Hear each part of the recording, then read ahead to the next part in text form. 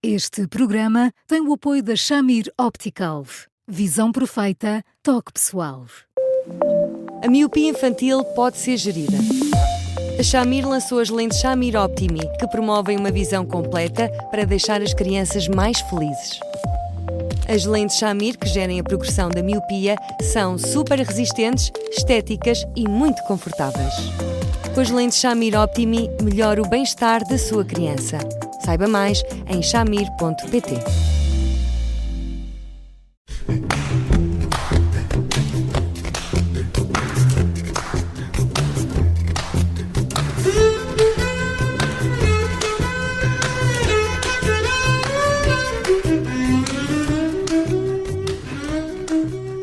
Boa tarde, bem-vindos a mais uma edição do Porque Sim Não É Resposta, com o psicólogo Eduardo Sá. Eu sou o Bruno Vieira Amaral. Hoje o Eduardo tem a ingrata e difícil tarefa de esclarecer os ouvintes sobre esta questão: quando começa e quando acaba a adolescência. Boa tarde, Eduardo. É fácil, é difícil estabelecer aqui as fronteiras? Olá, Bruno. Quer dizer, depois da apresentação é difícil, claro. Apresentado como uma ingrata tarefa. Eu fico porque eu tenho já aqui preparada a próxima questão. Eu vou já fazer agora, vou aproveitar.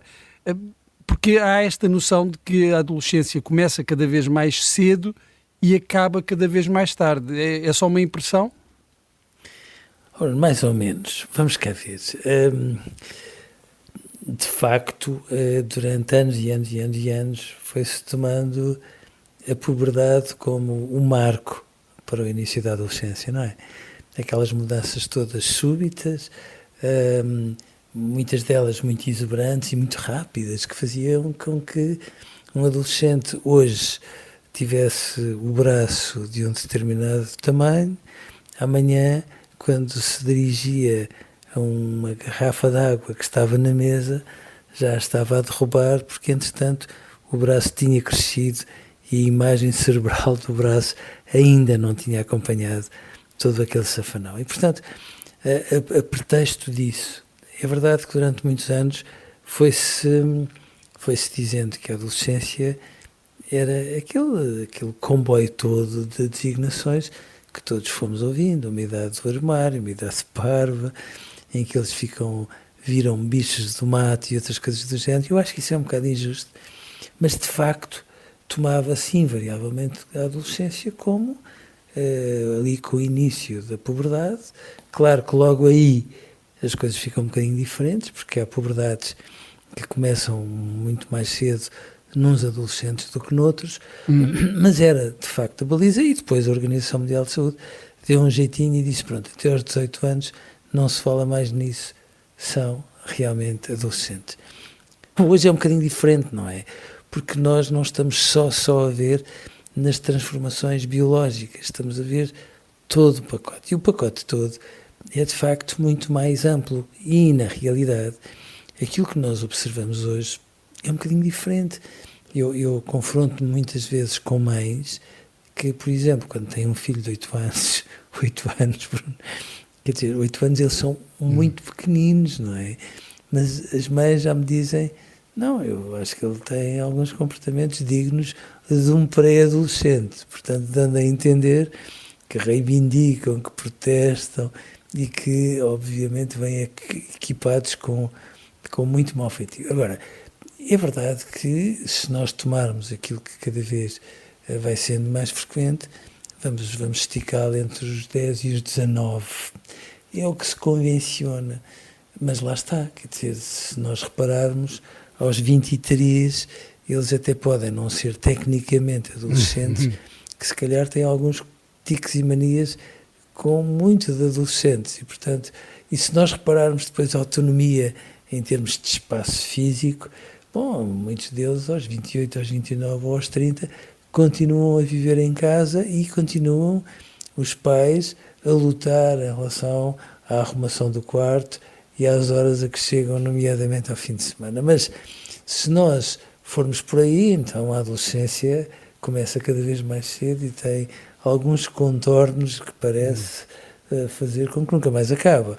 Mas vamos convencionar entre os 10 e os 19 para que todos nos possamos entender. Até poderíamos dizer que há muitos adultos que permanecem uma eterna adolescência. Sim, Quais são? E os homens mais ainda.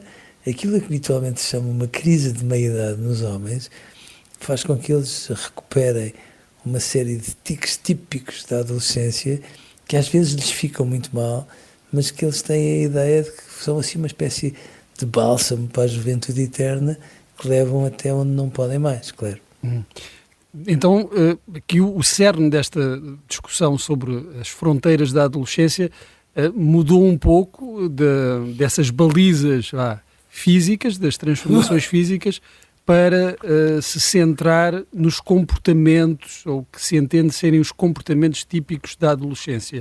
Sim. Que desafios é que isto coloca para os pais, como o dessa mãe que o Eduardo referiu, que já se confrontava com comportamentos típicos da adolescência num filho com 8 anos. Que desafios é que isso põe aos pais quando os comportamentos precedem essa transformação física? Porque nós vivemos, de facto, num período em que a informação circula a uma velocidade vertiginosa e, portanto, mesmo os miúdos mais pequeninos têm acesso a muitas tendências do momento que, em algumas circunstâncias, são tipicamente adolescentes, começando, desde logo, por uma linguagem muito própria.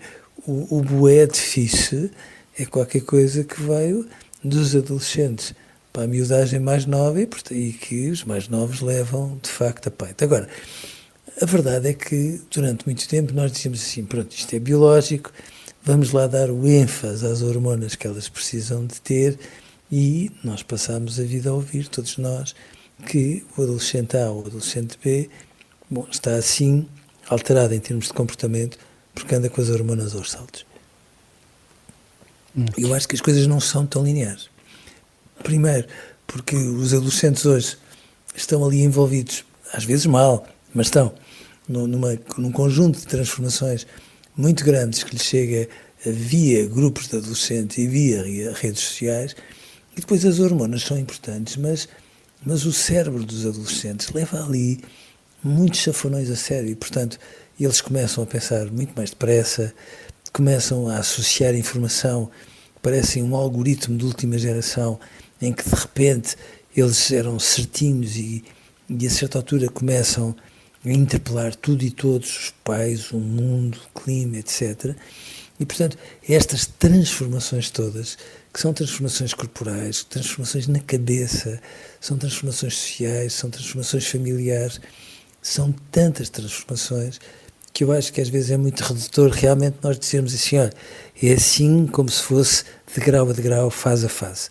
E, portanto, são muitas transformações e há um pormenor que eu acho que é muito importante, é que é de facto muito difícil ser adolescente.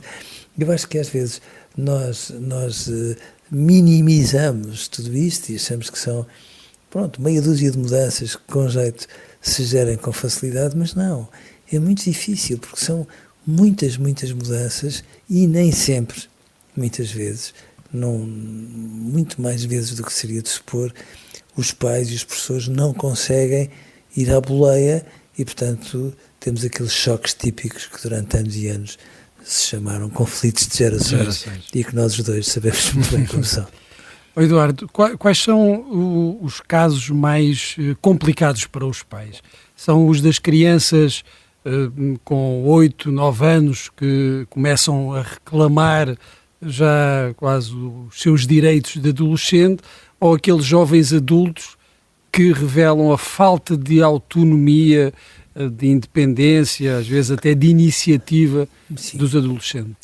Eu fico mais preocupado com os adultos, para dizer a verdade, porque afinal de contas eles não têm essa autonomia, porque muitas vezes os pais se foram substituindo a eles em circunstâncias em que não podiam fazê-lo. Hoje é cada vez mais frequente, de uma forma quase inacreditável, nomeadamente para nós os dois, que somos mais velhos, que os pais vão à universidade saber as notas, falar com os professores e outras coisas do género, que há uma geração atrás era verdadeiramente humilhante. Qual era o jovem adulto que aceitaria ou que permitiria que o pai ou a mãe fizessem isso? Agora, o mais difícil fica ali no meio. Aquele salto dos 12 para os 15 é um salto muito difícil, porque é um salto onde ainda por cima eles têm muitas transformações, a própria sexualidade é muito turbulenta, toda a informação que lhes chega aí, sobretudo via redes sociais, acerca da sexualidade, também não ajuda nada, e de facto há muitos adolescentes que no meio de tudo isto sofrem muito, sofrem mais ou menos em segredo, vivem deprimidos. Todos nós conhecemos exemplos de nossos amigos que até entraram na adolescência, eram miúdos soltos, descontraídos, e depois ficaram cinzentões, pesadões, resingões, depois da adolescência. E, portanto, aquilo que eu acho que é mais preocupante é mesmo este período ali entre os 12 e 15, em que as transformações se dão a uma velocidade verdadeiramente vertiginosa e os pais nem sempre apanham os sinais que os adolescentes dão, até porque os adolescentes são muito ciosos e acham que são capazes de resolver tudo, e quando falam, às vezes já estão literalmente à beira de algum desespero. Então é um caso em que no meio não está a virtude, mas está o verdadeiro problema. As grandes dificuldades e desafios estão mesmo nessa fase em que comportamentos e transformações físicas coincidem. Muitas vezes, Bruno, sim. E depois eles mascaram. Às vezes vivem num sofrimento grande porque não se reconhecem em muitos aspectos do corpo, porque às vezes eles ficam um bocadinho feios, não é? Porque deixam de ter uma cara de meninos, mas que depois passam ali por uma travessia do deserto que é muito dura. Com muita insegurança. Muita insegurança. Olha, perdem horas a despentearem-se para se esconderem atrás de cabelo e outro tipo de coisas que acabam por fazer. Os banhos, depois da educação física, é um clássico das dificuldades dos adolescentes, porque depois comparam o corpo e acham sempre que o corpo deles não tem os atributos que o colega ou amigo do lado acabam por ter no seu, e portanto esses aspectos faz com que às vezes eles fiquem distantes, ficam muito fugidios, ficam muito agrestes, e os pais interpretam isso como mau feitio, quando simplesmente isso é um sofrimento grande que eles têm, que se manifesta de uma forma às vezes um bocadinho complicada para o entendimento dos pais, mas que tem muito menos de mau feitio do que às vezes pode parecer. A adolescência ainda continuará a ser sempre um grande desafio para quem a vive e para quem está à volta dos adolescentes. Eduardo, hoje chegamos ao fim do nosso programa, estamos sempre em podcast, nas plataformas habituais e no site observador.pt. Pode enviar-nos as suas questões, dúvidas e partilhas através do e-mail eduardosá@observador.pt. Eduardo, muito obrigado, um abraço e até amanhã. Eu é que agradeço, um grande abraço para si, Bruno. Até amanhã.